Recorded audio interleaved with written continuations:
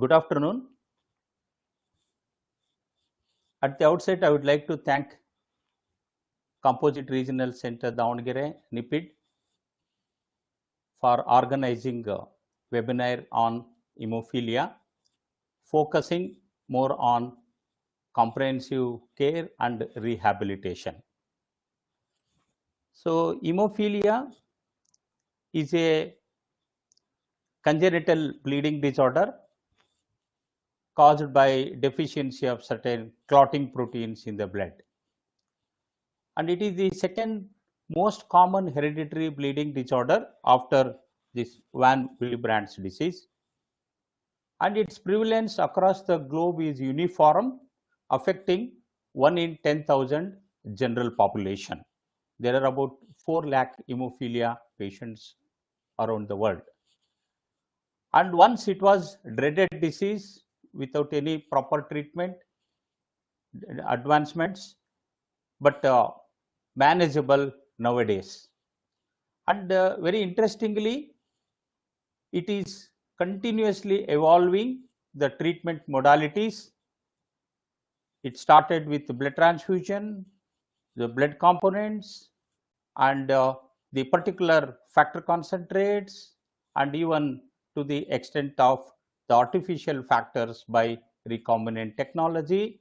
And I am very happy that even there are days to come for curing hemophilia. So, care to cure is evolving continuously. And I am proud and I must acknowledge the efforts of Hemophilia Federation and chapters all over the country for playing a major role in the development of hemophilia care services in the country. So, hemophilia is not a new disease, it is old disease. I can quote a description from a Bible. The symptoms of bleeding first described in the Talmud in the 5th century. In that, Rabbi Judah will exempt the circumcision of third son of an woman because she loses 2 elder sons for circumcision. So, this is a documented history, and hemophilia is well known as royal family disease. And the gene, I must say, it has changed the world. Even it has got a role to play in the world war. So, to make you interest, and the Queen Victoria of Great Britain was a carrier of hemophilia. And because she is carrier and her daughters who are also carriers married to the different princes of the whole European kingdom, and that's how it plagued the royal family disease, and hence hemophilia is popularly known as royal family disease.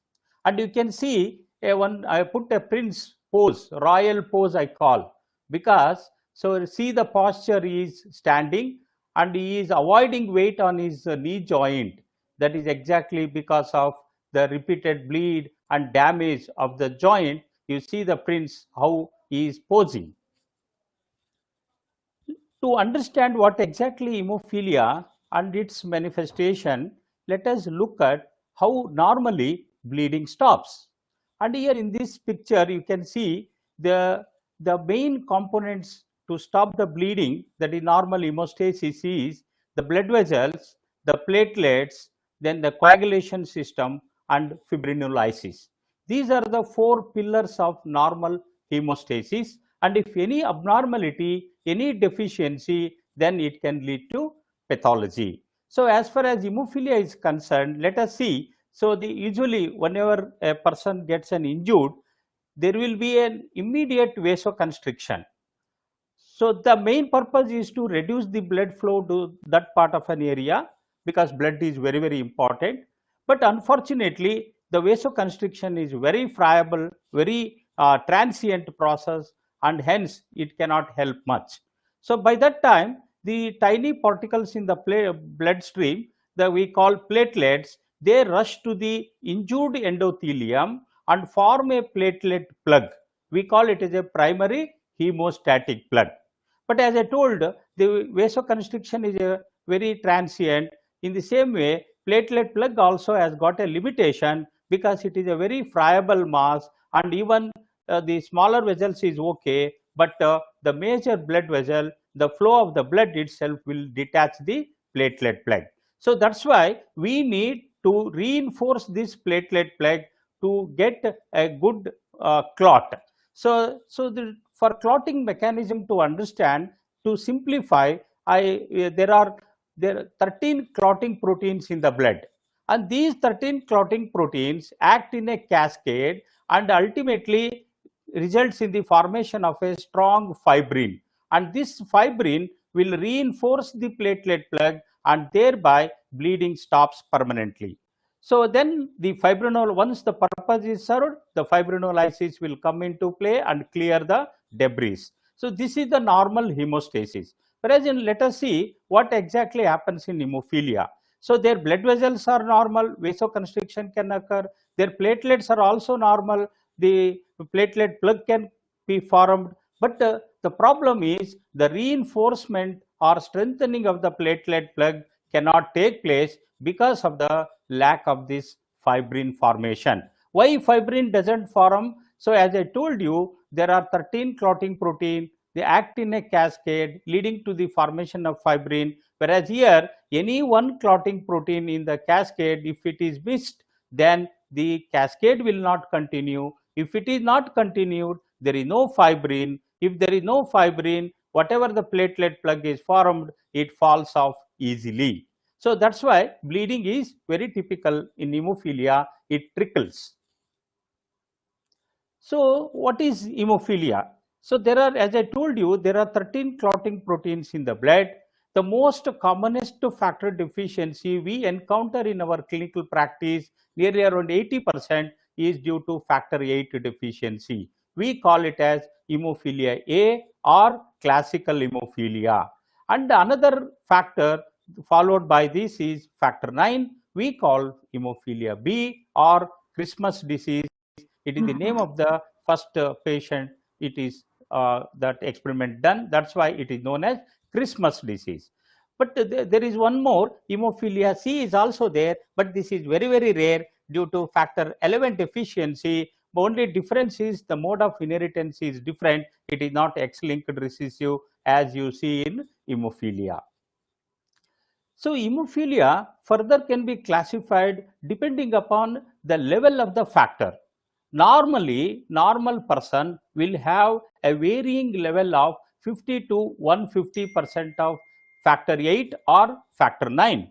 Whereas, the patients with hemophilia or the bleeding episodes can occur if the factor level is reduces dramatically, almost no factor, less than 1% we call, that is, this category is known as severe hemophilia.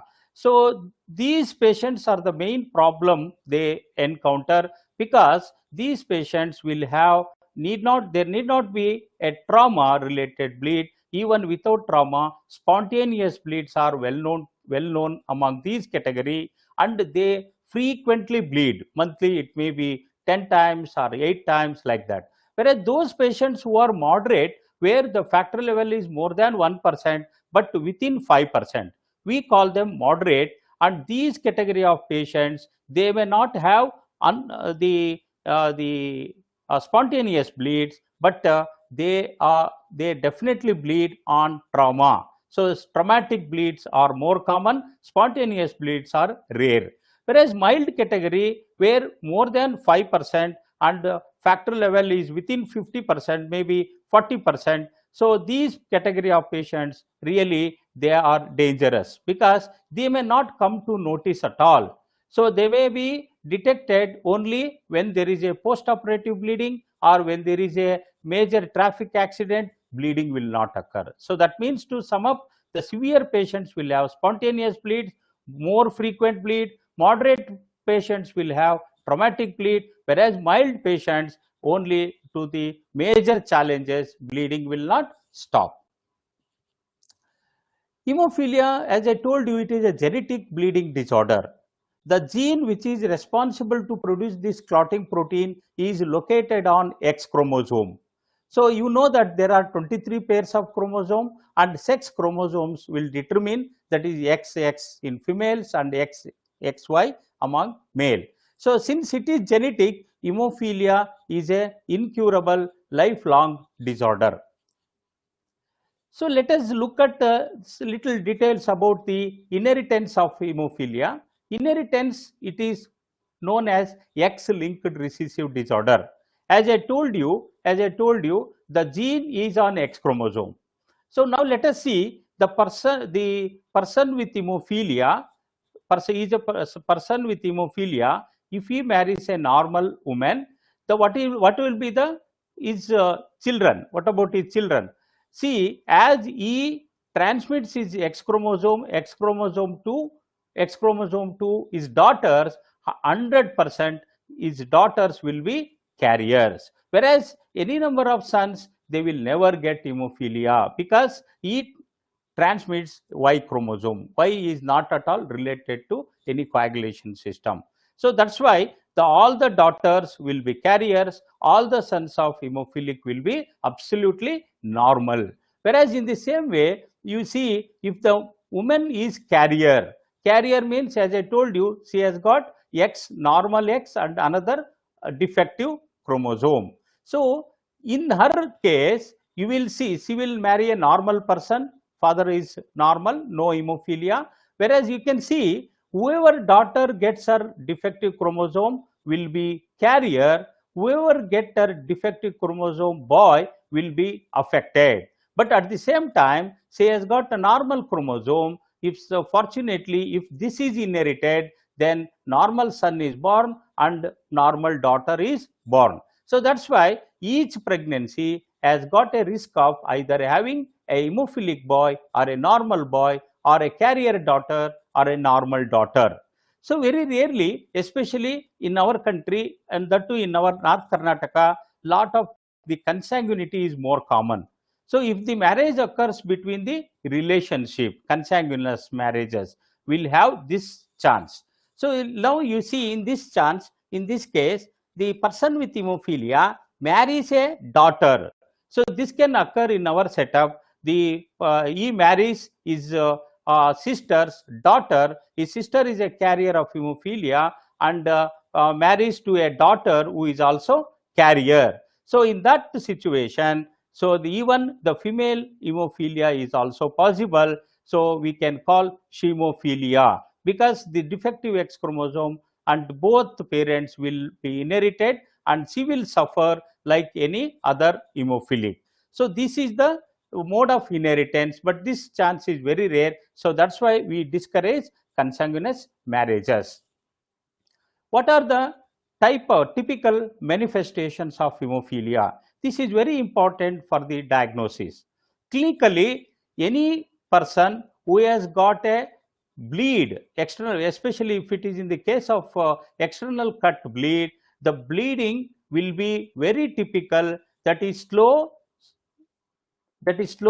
prolonged and sustained bleeding. Why? Because their platelet plug formation is normal. Patient feels that bleeding has stopped for some time, but because of the lack of fibrin, that platelet plug will be detached easily and again he rebleeds. So that's why hemophilics will not gush their blood. They bleed very slowly but very continuously. And deep-seated bleeds are very characteristic, which you will see later. And the typical mode of inheritance, by drawing the pedigree, we can make the diagnosis of hemophilia clinically. At the same time, when I mentioned about inheritance, I showed all the pedigree charts, but there is also 1/3 of patients may not have any previous history. So that's why always it is not familial, and it can also occur due to spontaneous mutations. Spontaneous mutation can cause the hemophilic child in that family, and from then onwards it starts manifesting, it starts transmitting. So the most common manifestation of hemophilia, the problem in hemophilia or hallmark of hemophilia is acute hemarthrosis. acute hemarthrosis, especially the weight bearing joints and especially the synovial joints are more commonly affected. Why? Because synovium is highly vascularized. Even a spurt in the capillary or blood vessel can lead to bleed, and it goes on collecting the whole cavity of the joint. So you will see the deleterious effect of the blood which is collected in the joint in due course of time. So these are some of the patients with acute bleed. Acute bleed, there will be warmth in the patient, warmth in the joint, and you will very painful condition, limited motion. So the child will suffer very severe pain, excruciating pain. So they can bleed in the they can bleed in the they can bleed in the muscles also, like you can see here, this boy has got a thigh muscle, and very iliopsoas muscle is a very bad bleed. Unless we treat, unless we rehabilitate, it causes disability. And also the intramuscular injection has caused this kind of bleed. So that's why deep intramuscular injections also should not be given to person with hemophilia. So though hemophilia factor 8 or 9, they clinically look alike. So that's why the laboratory diagnosis is crucial to detect the deficiency of the factor. And not only the deficiency of the factor, we need to categorize them whether they are severe, having less than 1%, or moderate, or the mild category. So that accordingly we can educate them and teach them life modification and precautions to be taken. Complications of hemophilia, as it is incurable, the repeated bleed in the joints and muscles, it can have its own musculoskeletal complications. And because as a part of treatment, they receive blood and blood products, that's why they are at risk of contracting blood-borne infections. And in these days of the factor 8, 8 or 9, whatever the treatment they receive, nearly around 15 to 20% of patients in due course of time during their treatment develop inhibitors, that is antibodies against the factor 8 they take, and factor 8 becomes ineffective. And also psychosocial issue, as it is incurable disorder. So this is, you can see why I have put this slide. These are all preventable, provided we replace the missing clotting protein at a earliest sign of bleed. So that's why the modality of treatment in the Western world, it is prophylaxis. Okay, whereas here we follow episodic treatment, and at least episodic treatment, we should not make the patient to wait for a longer period in the hospital. As soon as he feels a sensation, earliest sign of bleed, bubbling or uneasiness, that time if you give factor, these complications will not occur. So what are these complications? Because of the repeated bleeding, the synovium undergoes hypertrophy. As I told you, synovium is highly vascularized tissue, it becomes inflamed. We call hypertrophic synovitis, and these patients will have, it is also a swelling, but very typical, it is a bogey type of swelling, and patient can walk with some pain, minimum pain or even no pain. So that's why the typical chronic synovitis patients will have a bogey type of swelling, and they can walk to some extent. So whereas the acute bleed patients, you will not allow you to touch the joint, such a very painful, and you can see the radiological changes during the course of the progression of the disease because of the synovial hypertrophy. And once the synovial hypertrophy, if it is not properly treated, if the target joint is not properly treated, what will happen? Whatever the blood collected in the joint, everything gets absorbed, but only the culprit, that is iron pigment, will not be absorbed. And this iron pigment will irritate the synovium, it irritate the cartilage, which acts like a cushion to the joint, and the cartilage also is destroyed, and there will be end-to-end bone, and patient will suffer a chronic hemophilic arthropathy. And if there are certain muscle bleeds which are very, very dangerous, that can lead to permanent disability. So that means compartment, they can cause compartment syndrome. That is like Workman's ischemic contracture or foot drop and even iliopsoas muscle bleed. So these muscle bleeds will entrap the nerve and cause neurovascular complications leading to permanent disability. So this is a rare complication in hemophilia, as hemophilics are prone for repeated bleed.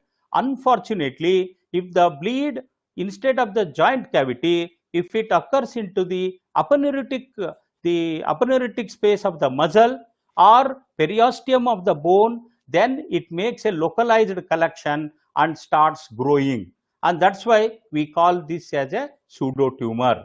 So this pseudotumor is a very dreaded complication. Unless it is diagnosed early, the patient has to sacrifice his limb. So that's why you can see amputation. I think the Dr. Ranjit and Tamare will tell you about the rehabilitation with prosthesis and all those. The life-threatening bleeds are also possible, but fortunately it is not so common as the musculoskeletal bleeds. So they can bleed intracranially, intracerebrally, or they can bleed in laryngeal bleed, or they can have gastrointestinal bleed. Gastrointestinal bleed, because these patients over the period of time, because of the repeated joint bleed, they will have a pain. Pain becomes a common companion, and these patients will start taking lot of painkillers, especially the ibuprofen, or that will cause the gastrointestinal bleeding, duodenal ulcer and all those. Okay, so gastritis, these are all common. That's why we should advise ideal painkiller in these patients. Aspirin should never be given, and ibuprofen content should never be given to these patients, because on one side it irritates the gastric mucosa, on other side it interferes with the platelet function, leading to bleeding. And genitourinary bleeds are also common, that is hematuria. This hematuria, we have found they spontaneously patients will have hematuria, but fortunately most of the hematuria patients we have treated conservatively with plenty of fluids and some antibiotics. The problem is solved. We never used factor concentrate unless it is more than 1 week. Then what is the treatment? So replacement therapy is the mainstay in the treatment of hemophilia. So as I told you, it may be factor 8 or factor 9. As I told you, it was available from the plasma derived factors, and nowadays recombinant derived factors are also available.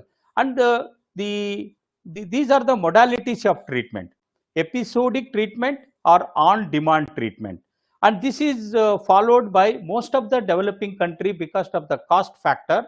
And the episodic treatment, that means whenever they sense a bleed, so we have to give factor as early as possible.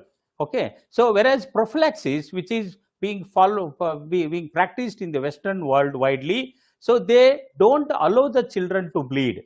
We treat bleed in our country, whereas in the Western country they don't allow their children to bleed. They give prophylactically these injections in case of factor 8, depending upon their weight and weight. So weekly 3 injections, are in case of factor 8, and in case of factor 9 2 injection, so that they don't bleed at all.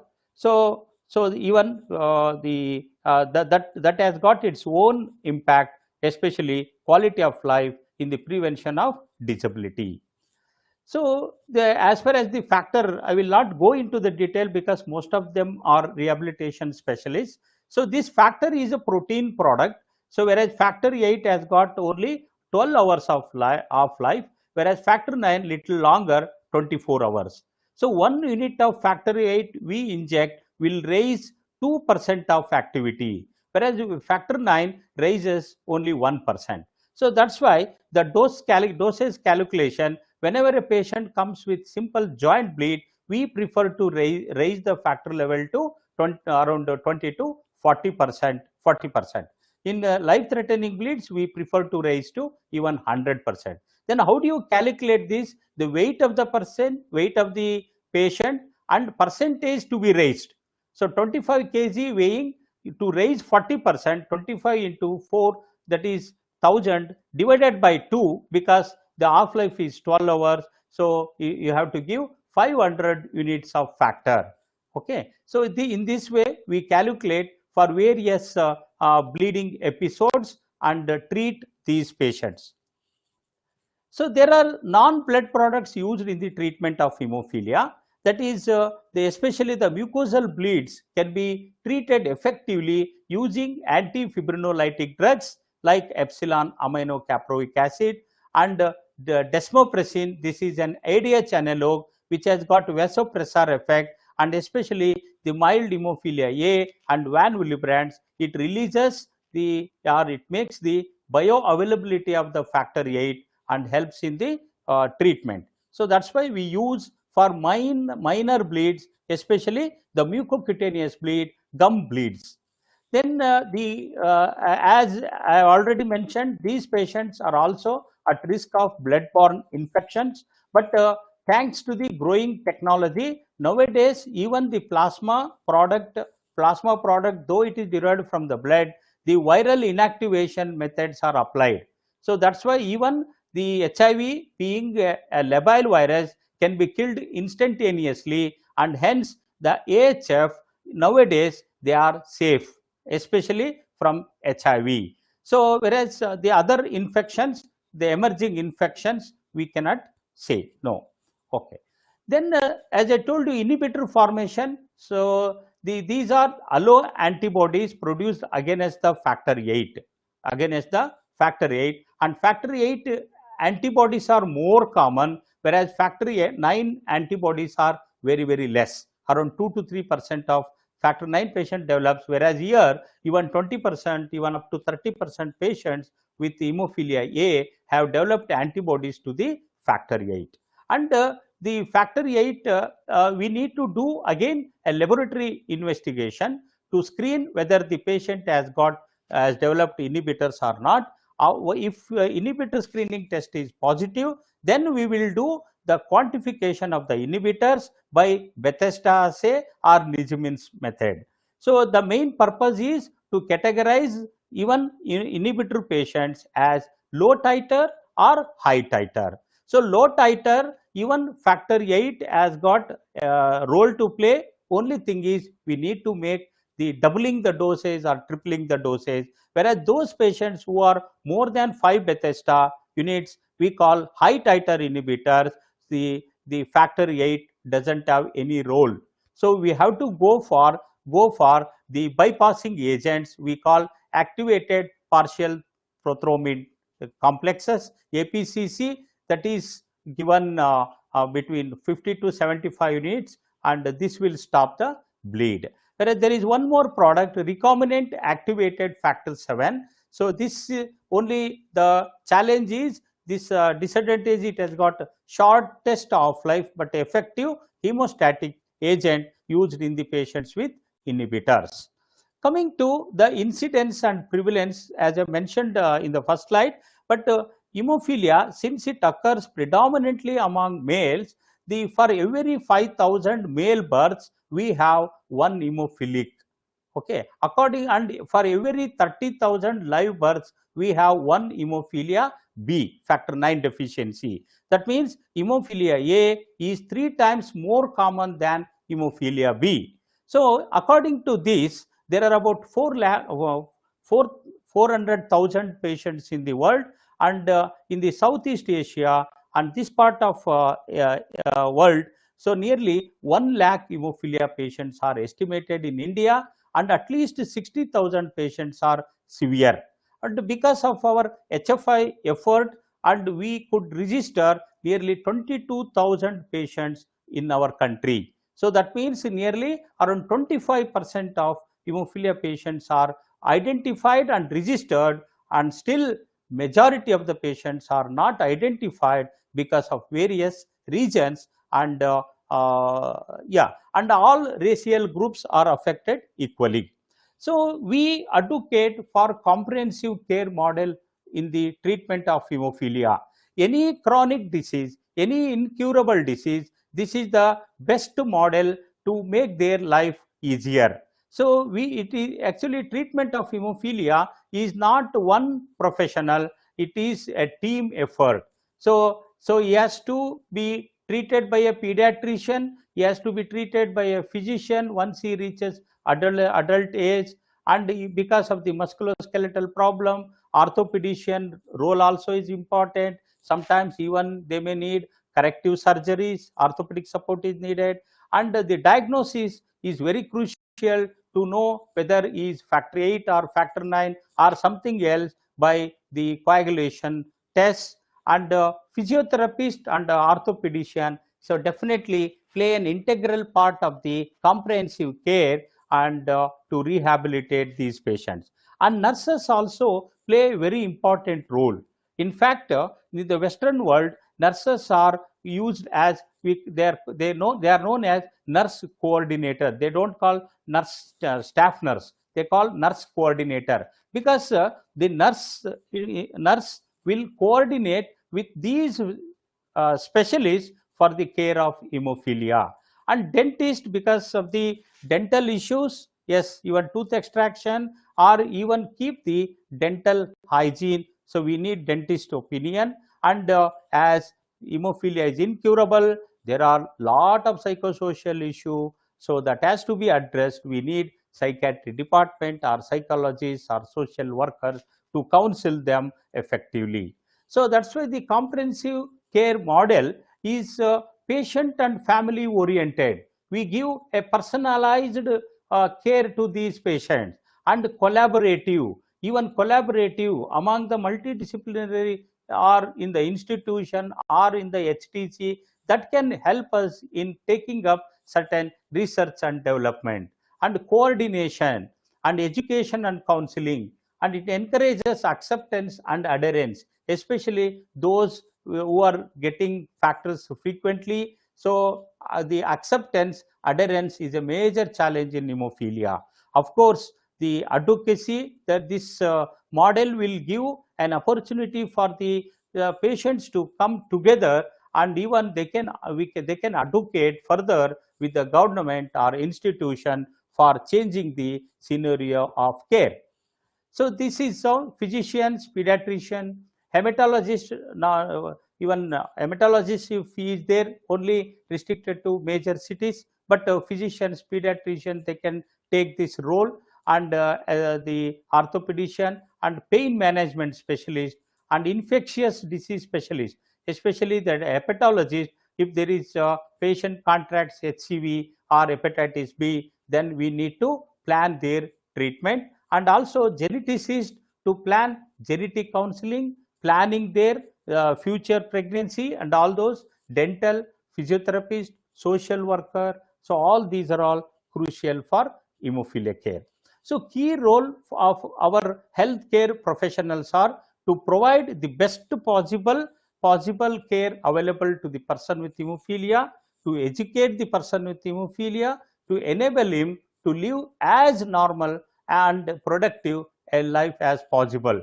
So only person with hemophilia are normal people in an abnormal situation. We should make the situation conducive for living of these persons with hemophilia. So always I tell our hemophilia youths that we lack only clotting protein in the blood but not gene in the life. We can also study well, we can also achieve in the life.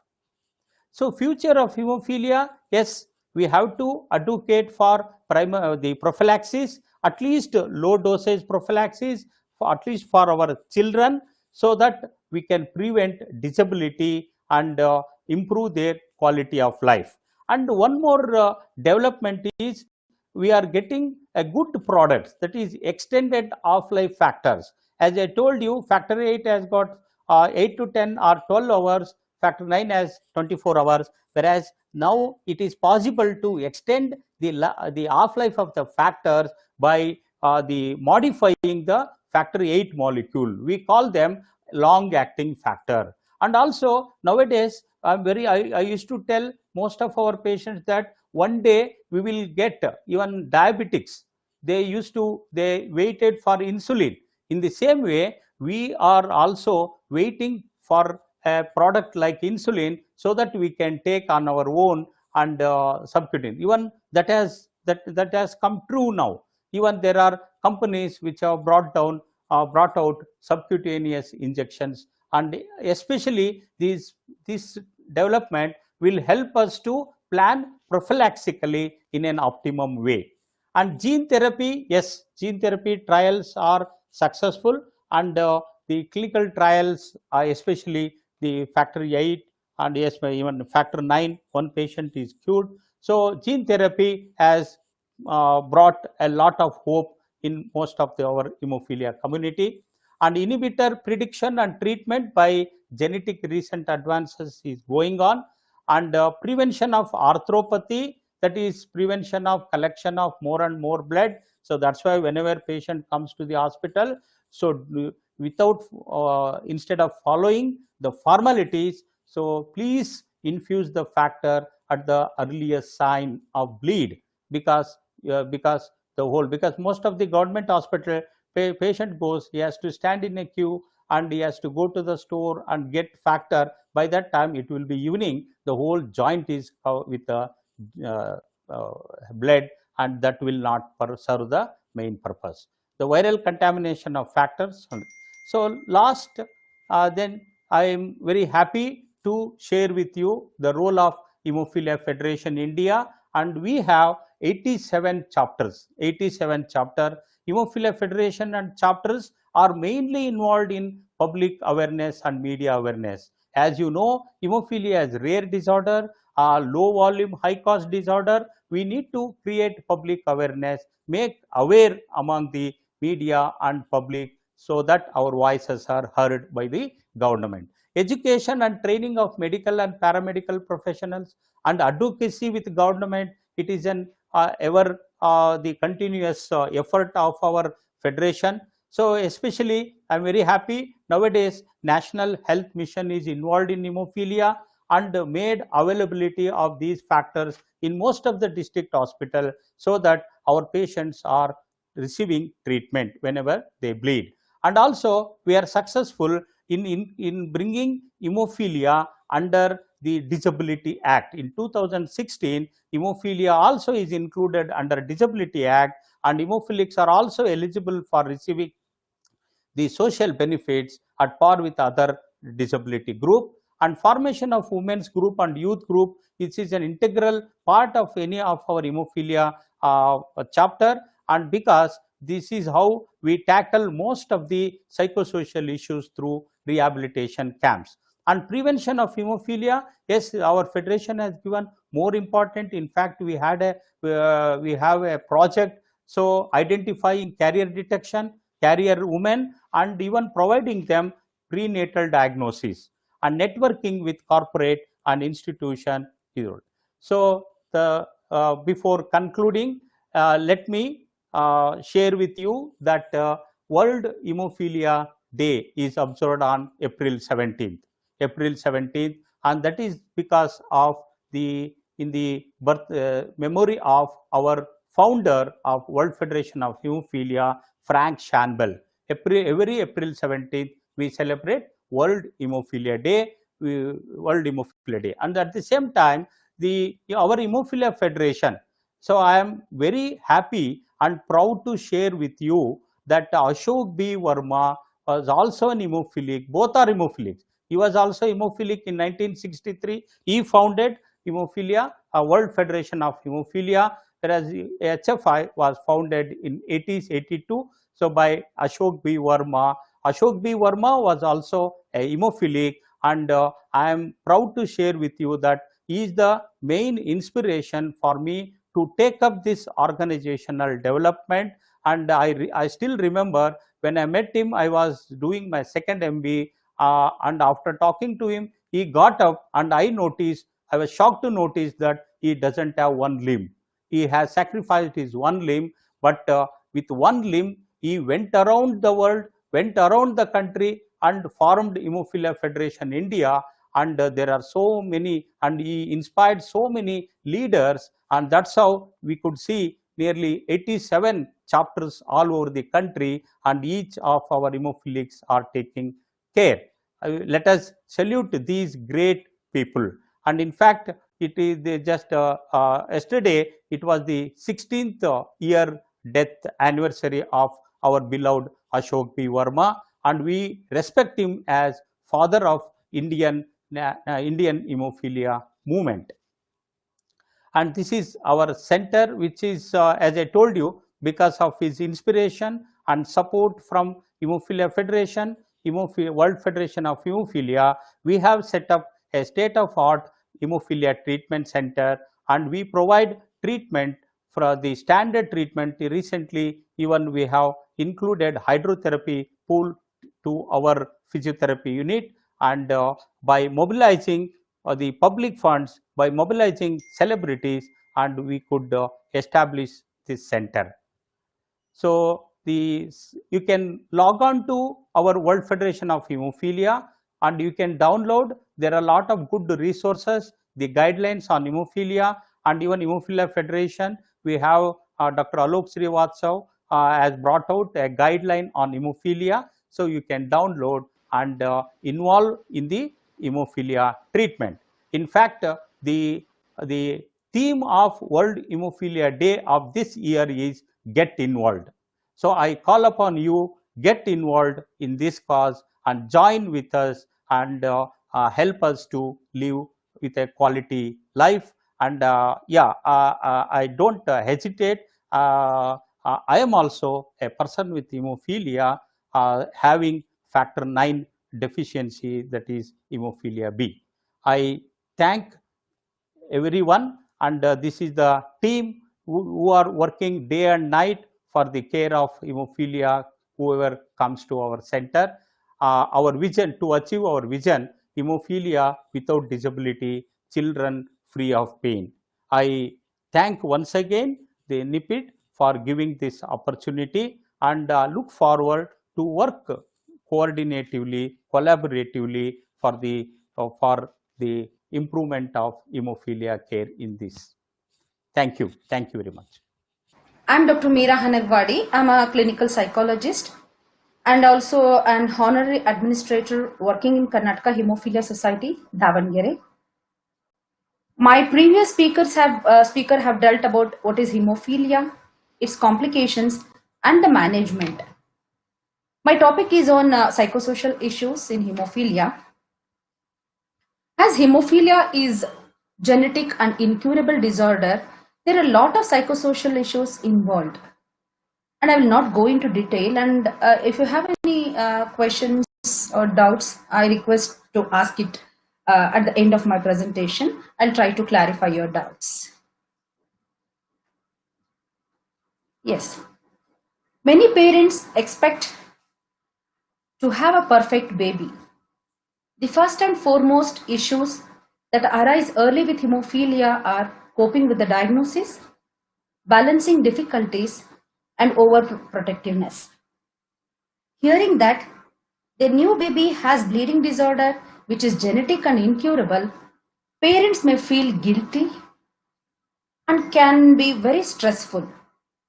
In about 1/3 of hemophilia cases, there will not be any family history at all. Diagnosis of hemophilia can cause emotions like from the level of acceptance to the denial, like rejection. So there will be a lot of doubts or the confusions in the family, fear about the future, irritability, and these feelings can complicate the happiness of the baby's arrival in the family. As the person with hemophilia grows, family situation also change over the time, and they face lot of challenges in their life.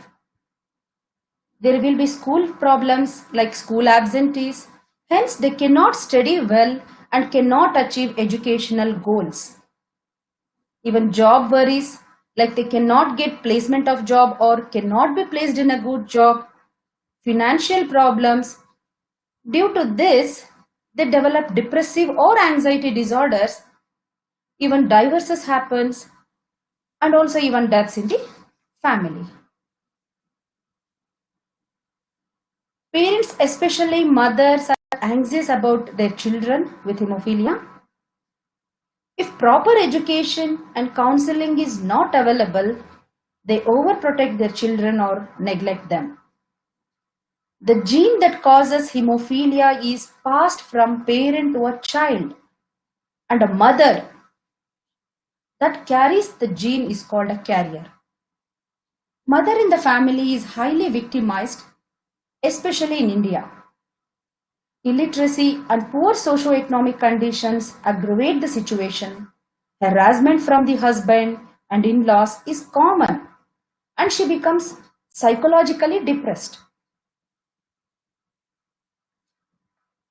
Yes, because of repeated joint bleeds and chronic pain, person with hemophilia finds difficult to go to his work and do their daily activities, and this make socio-economic problems for them.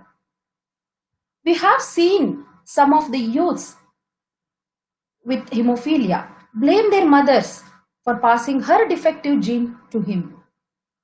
Because of social isolation, they go into depression. Even alcohol and drug consumption is another risk factors. As the days pass, the marriage issue also becomes a big headache. In relation to the clinical manifestation and associated conditions, quality of life in adolescents and their families is a great challenge.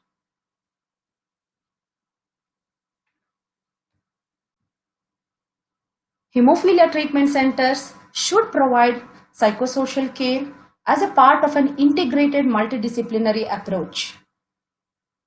Social workers, psychologists, and counselors play a key role in the management of hemophilia.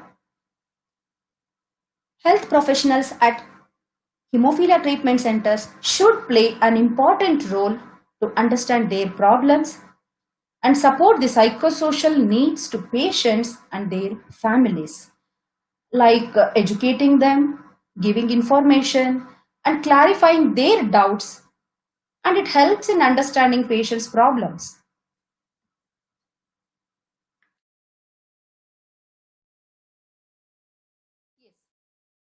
Psychosocial support is an important part of comprehensive care for people with hemophilia. In addition to the medical treatment, the responsibility of hemophilia treatment center is to educate families about how to manage hemophilia and helping them find interventions for psychosocial issues. Health professionals provide psychosocial support to the patients with hemophilia and their families in developing strategies to manage with physical, mental, emotional, and social challenges and providing family counseling. Yes, we need to analyze whether a girl or a woman in the family is definite carrier or probable carrier to advise them for carrier detection test. If a girl or a woman is a daughter of person with hemophilia, she becomes definite carriers and need not to advise for carrier detection test. If a girl or a woman has brother with hemophilia, she becomes probable carrier and carrier detection test is advised for her. If a pregnant woman having child with hemophilia and wants to have a second baby, we need to do genetic counseling and advice for prenatal diagnosis. It's a test done with amniotic fluid and confirms whether the fetus has hemophilia or not. If not, then she can continue the pregnancy, and if yes, she can go for medical termination of the pregnancy legally. Here we can prevent the birth of an expensive hemophilic child. Counseling and guidance, either individually or groups, will help parents to face any challenges in the life. The best opportunity to identify and address the psychosocial needs for children with hemophilia or youths with hemophilia or the mothers and provide psychosocial support is the best way is organizing regular children camps along with their mothers and also the youth camps. I would say camps are the best activity among welfare activities, which makes youths to build self-confidence, easy to make children understand about hemophilia in a playful mood, accept hemophilia and live with it. The ultimate goal is to empower people affected by hemophilia to manage their situations and challenges and become productive citizens of the country. Here I would like to share one or two slides on the activities of children during their admission in the center. When a child comes to the center with bleeding episode, here what we do is, after all the medical treatment, we engage them with drawing and painting by diverting them from pain. And these paintings are displayed in the inpatient ward. And when a visitor comes to the center, we give these paintings as a token of gratitude. Even children feel so happy and we can see a big smile on their faces. Before I conclude, I want to say, none can destroy iron, but its own rust can. Likewise, none can destroy a person, but his or her own mindset can. Coming together is a beginning, staying together is a progress, and working together is success. And this is our dedicated working team, and our commitment continues. Thank you. And here I would like to thank Composite Regional Center, Government of India, and also CRC Davangere, Dr. Gnanavelu, the director, Dr. Ranjit, and Dr. Thamarai Selvan for giving me this opportunity. And thank you one and all.